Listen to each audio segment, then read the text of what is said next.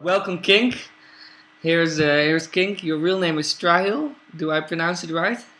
Yes, actually, I'm very impressed because all the people from the Western world, they can't really say my name. That's why I had to pick up an artist name, but he did really well. Okay. Acid and rave has been a big influence for you. Yeah, that's right. I mean, I heard this strange mixture of music in the early '90s, and I even didn't know what's the name of those sounds, but that was. That was the music that really made me inspired about listening and making these strange sounds I do now. Yeah. So I'm still very connected. I guess when you discover something in your early teenage years, It remains an really influence. you still keep a very special memory. You've been collaborating with quite a few people, like Neville Watson and Tom Trago and Mark Romboy. And I also read on your website that you also do studio work for pop artists. Yes, I've been lucky that I met such great friends through the music, like Neville, like Mark. Also, my first vinyl record, it happened in 2005. Unfortunately, it was not a big record, but also it happened because a friend of mine, he was releasing music as Evil Jack at that time. Okay. So actually, my music career, it's always marked with collaborations, and I love doing it. It's exchange of ideas. I steal ideas from some other people in a good way, of course. Yeah.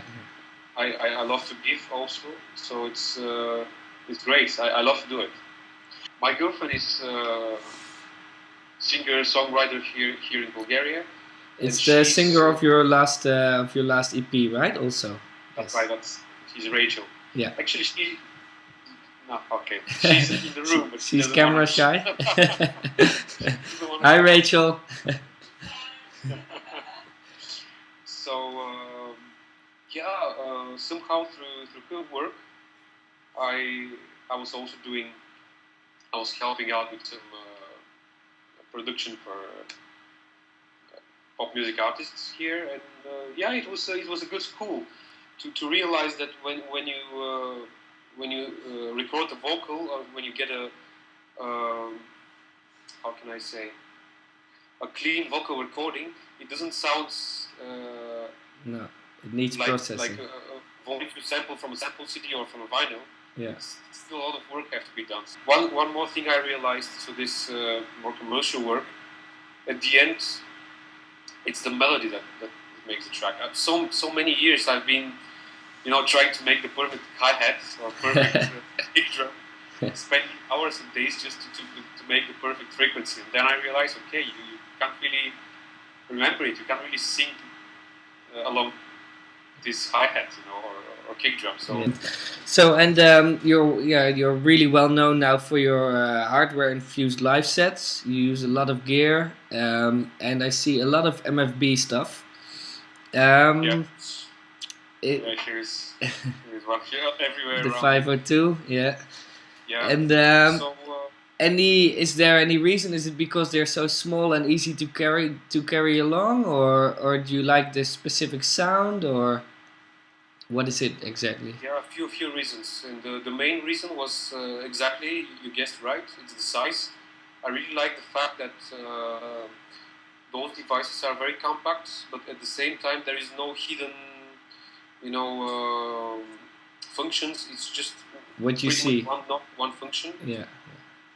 It's very easy to manipulate, and basically I like the sound. I like the design, the way the machines are made. Yeah. Do you have any favorite piece of gear that like you will never sell, or when it breaks down you will cry a little bit? Yeah, actually,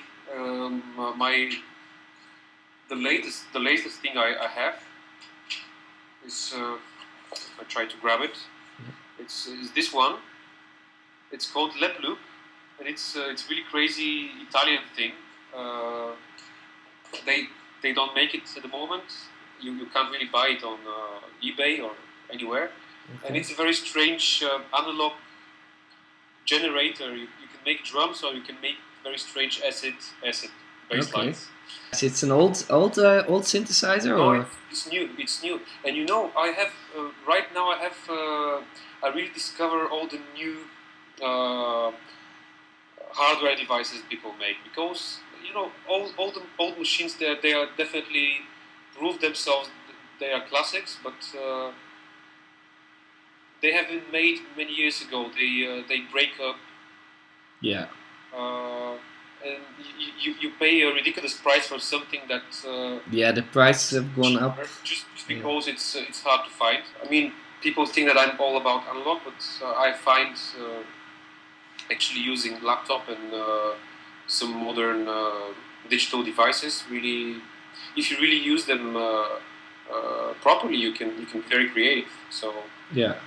Now, of course, with digital, there's probably even more options than with analog, but it's yes, it's both different worlds, and I think it's best if you just join them and yeah, use best of both worlds. best of both things. Yeah. Yeah. Yeah, in the beginning it was very basic, just like DJing with laptop. But now it's, I think it's very live. I just like the more physical approach, dealing with the mixer, dealing with some gadgets on stage. So the same thing I try to transfer for the live show, just to play with something. Yeah, that's my formula. I want to make it physical. I want to make it very DJ-like. Yeah.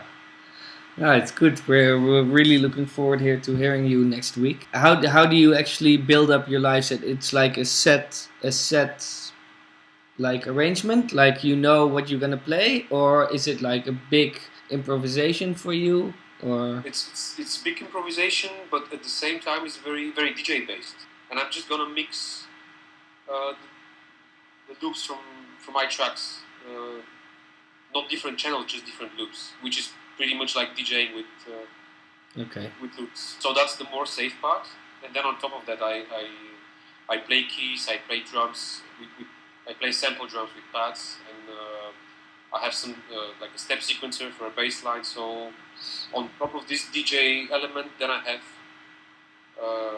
something more live. Actually, every time I play, I ask some people from the audience to come around and help me with pushing some buttons. So I gotta make sure the day before the gig, I have to make sure that the setup is fixed correctly, and whatever anyone from the audience makes, it's gonna sound right. yeah. And you've played in Amsterdam before. Do you have and have you visited it any time else besides DJing? Have you ever seen the city, or? It has been always music related, but when I've been in the city longer, it was during the ADE. Ah, yeah. And I love this event, and definitely, if I can, I'm always gonna spend at least a couple of days there. And yeah, also I want to come to the city for longer, just without reason, because I have good friends like Tom Traco, and, Rush Hour Crew. So I have good reason to maybe have a studio time. And also, I still haven't seen most of the museums. So yeah, there's a lot to see now. But yeah, it's future. Yeah. Okay, thank you very much for the interview. We're all looking forward to have you next Friday at Studio 80. Yeah, me too. Studio 80 is it's an amazing place, and I'm pretty sure it's gonna be amazing night. So really looking forward as well. Okay, thank you very much, and I see you on Friday.